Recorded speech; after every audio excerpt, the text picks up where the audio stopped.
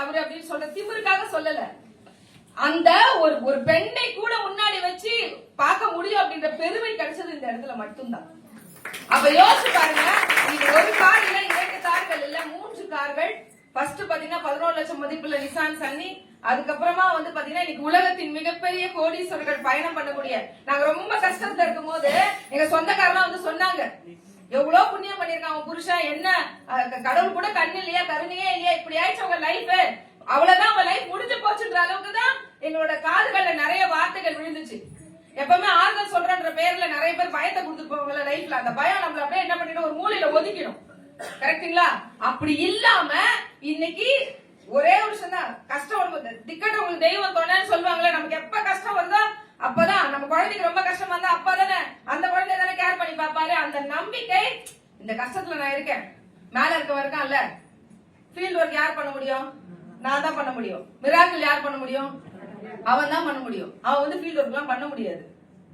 Miracle நம்மளால பண்ண முடியாது. எனக்கு ஒண்ணு மட்டும் தான் புரிஞ்சுது, வேலையை நான் செய்வேன். அவன் என்ன சொல்றேன்னு நினைக்காதீங்க, நான் அப்படி ஒரு நெருக்கம் எங்களுக்குள்ள, அதனால சொல்றேன். அப்போ ஃபீல்ட் ஒர்க்க நான் பண்ணிட்டு டெய்லி நைட் போய் சொல்வேன், இந்த பார் இன்னைக்கு ஃபீல்ட் ஒர்க்க நான் முடிச்சிட்டேன், நான் தூங்க போறேன், நீ முடிச்சுக்கோ, உன் மிராக்கிள் பாக்கி இருக்கு அப்படின்னு. அந்த மிராக்கிளும் ஒர்க்கும் சேர்ந்துதான் இன்னைக்கு தொட்டு பார்க்க கூட நிறைய பேர் ஆசைப்படுற காரணம், என் குழந்தைங்க இதோட லைஃப் முடிஞ்சிடும் சொல்ற இடத்துல எங்க வாழ்க்கை மிகப்பெரிய லெவல்ல ராஜாங்கத்தோட ஆரம்பிச்சிருக்கு.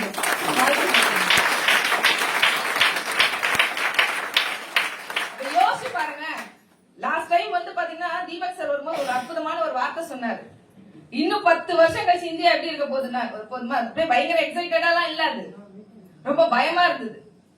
ஏன்னா இது யுஎஸ் இப்படி இருக்கு, சைனா இப்படி இருக்கு, எல்லாம் அப்படி இருக்கு, இப்படி இருக்கு அப்படின்னு சொல்லிட்டு இந்தியாவும் டெக்னாலஜில மாறிடும் அப்படின்னு சொன்னாரு. அப்ப நான் யோசிக்கிறேன், நம்ம வாழ்ந்த வாழ்க்கை கூட நம்ம பிள்ளைங்களுக்கு இல்ல. என்ன மாதிரி ஒரு கனவுகளோட ஒவ்வொரு பிள்ளைங்களும் படிக்குது தெரியுமா? இன்னைக்கு ஏஐ படிக்கலாம்னா அதுக்கு அடுத்த டெக்னாலஜி வருது, மாறிக்கிட்டே இருக்கு உலகம். அப்ப என்ன படிச்சாலும் பிள்ளைங்களுக்கு ஏத்த ஆப்பர்ச்சுனிட்டின்றது இன்னைக்கு பெருசா இருக்காது. அப்ப எப்படி இருக்கும் 10 வருஷம் கழிச்சு? வேலையே இருக்காதா? வேலை இருக்கும். படிச்ச படிப்புக்கோ அவங்களோட ஆசைக்கு அந்த வேலை இருக்காது. பொழப்புக்காக யாரோ ஒருத்தர்ட்ட அடிமையா என்ன கொடுத்தாலும் செய்யற நிலைமைக்கு தான் நம்மளோட அடுத்த ஜெனரேஷன் இருக்க போகுதுன்னா, அப்ப யோசிச்சு பாருங்க. கோவிட் டைம்ல நாங்க புரிஞ்சுக்கிட்டது என்ன தெரியுமா? இந்த உலகமே ஸ்தம்பிச்சு போனாலும் சோப்பு போடாம யாரும் இருக்க மாட்டாங்க, பேஸ்ட் போடாம யாரும் இருக்க மாட்டாங்க, கரையிற பொருள். 2வது, இந்த உலகம் எவ்வளவு டெக்னாலஜிக்கு மாறுதோ, 900 வருடங்கள் மனிதர்கள் வாழ்ந்ததா வரலாறு சொல்லுது. அப்படியே உழைப்பு குறைய குறைய மனிதர்களோட ஆயுசு காலம் குறைஞ்சிச்சு. அப்ப டெக்னாலஜி வளர வளர எல்லாம் ரிமோட் ஆயிடுச்சுல, ஃபேன் ரிமோட், எல்லாத்துக்கும் ரிமோட், லைட் போடுறது எல்லாத்துக்கும் ரிமோட் தான். அப்ப நம்மளும் ரிமோட் ஆயிட்டோமா? அப்ப அதே மாதிரி நோய்களும் அதிகமாகுமா இல்லையா? அப்ப எப்படிப்பட்ட இடத்துல இருக்கோம்னா, இன்னைக்கு WHO சொல்லுது, சப்ளிமெண்ட் இண்டஸ்ட்ரின்றது $900 பில்லியன் இண்டஸ்ட்ரி அப்படின்னு. ஒரு பில்லியன் 10,000 கோடிங்க. அப்ப கௌதம் பாலி சார் 21 வருடங்களுக்கு முன்னாடி தீர்க்கதரிசியா இல்லையா? சப்ளிமெண்ட் இண்டஸ்ட்ரியில 80 யூனிக்கா கொண்டு வந்தது. எந்த நெட்வொர்க் மார்க்கெட்லயும் இல்லாத அளவுக்கு இன்னைக்கு ஐசிஎம்ஆர் சர்டிபிகேஷனோட ஒரு நிறுவனத்துல ஒரு சில ப்ராடக்ட்ஸ் இருக்குன்னா அது வெஸ்டீஜ் மட்டும்தான். அப்ப லேடிஸ் நிறைய புரிஞ்சுக்கணும், ஆண்கள் அப்படின்றவங்க இயற்கையாவே வேலை செய்யணும் அப்படின்றதுக்காகவே வடிவமைக்கப்பட்டவங்க. ஏன்னா அப்ப வேலை செய்யலாம், ஒண்ணும் பண்ண முடியாது.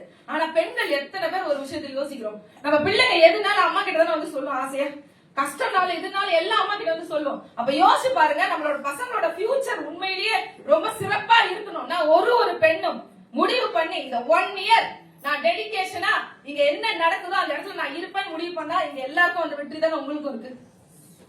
இல்ல ஒரு மீட்டிங் வரும், அப்படியே வந்துட்டோம் பார்த்துட்டோம் போயிட்டோம் அப்படின்னு நீங்க நினைச்சீங்கன்னா அடுத்த 10 வருஷத்துல உலகம் மாறி இருக்கும், நிறைய விஷயங்கள் மாறி இருக்கும். உங்ககிட்ட என்ன இருக்கும்? கோவிட் போய் 6 வருஷம் ஆச்சுங்க, வீட்டுல இருக்கிறதெல்லாம் பழசாயிடுச்சு. டிவி, ஃப்ரிட்ஜ், பைக்கு, நம்மளும் தான் வயசாயிட்டே இருக்குல்ல. ஆனா மாற்றங்கள் எதுவுமே வரலையே.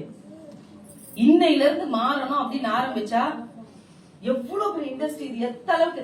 என்ன நிறைய பேர் சோப்பு விக்கிறதா பாத்துட்டு இருக்கீங்க, இத சோப்புலயே 5000 10,000 கோடி டர்ன் ஓவர், $multi billion புழங்கக்கூடிய இண்டஸ்ட்ரியோட டிஸ்ட்ரிபியூட்டர் நீங்க. சாதாரண இடத்துல உட்கார்ந்து இல்ல, இத கரெக்டா புரிஞ்சோம் அப்படின்னா நிச்சயமாக இந்தியா மிகப்பெரிய டெக்னாலஜி நாடா மாறும் போது நம்மளோட சொல்லுவாங்கல்ல, இன்னைக்கு என்ன விலைவாசின்றது சத்தியமா எங்களுக்கு எல்லாம் தெரியாதுங்க.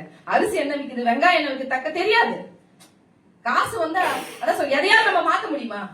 இந்த உலகத்துல எதையாவது நீங்க விலைவாசியோ இல்ல எதையுமே உங்களால ஒரு விஷயத்த கூட நகர்த்தவும் முடியாது, மாத்த முடியும். எதுவும் உங்க கையில இல்ல.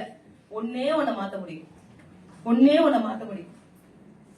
வரவுக்கு ஏத்த செலவு பண்ணக்கூடாது, செலவுக்கு ஏத்த மாதிரி என் வரவு அமைக்கணும்னு நினைச்சு இந்த இடத்துல நான் என் வாழ்க்கை மாத்திக்கிறேன். நீங்க நினைச்சா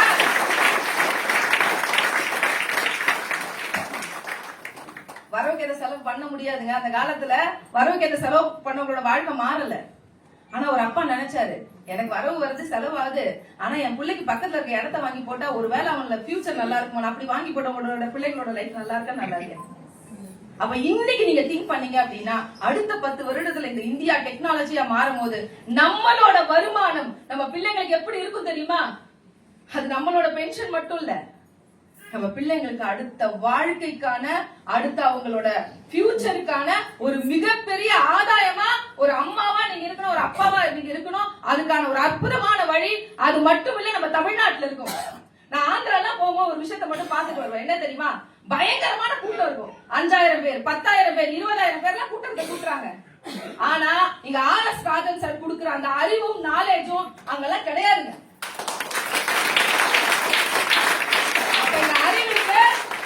சொல்லி கொடுக்க களம் இருக்கு. மிகப்பெரிய ஃபியூச்சர் 10 வருஷத்துல பெரிய $1 பில்லியன் இண்டஸ்ட்ரிக்குள்ள நம்ம இருக்கோம் அப்படின்னா தமிழ்நாடு தான் காமிச்சிச்சு. வெஸ்டீஜ்ல தமிழ்நாடு தான் நம்பர் 1. இவங்க தான் பிசினஸ் பண்ணணும் அப்படின்னு வெற்றியில காமிச்சோம். நம்ம இப்ப 3வது இடத்துல இருக்கோம். இருக்கலாமா? இருக்கலாமா? நம்ம நினைச்சா நம்பர் 1க்கு வர முடியும். அதுக்கான களம் இங்க இருக்கு. எல்லாரும் முயற்சி எடுத்தா நம்ம வாழ்க்கையை மாத்திக்க முடியும், நிறைய பேரோட வாழ்க்கையை மாத்திக்க முடியும். Wish you well. Thank you so much.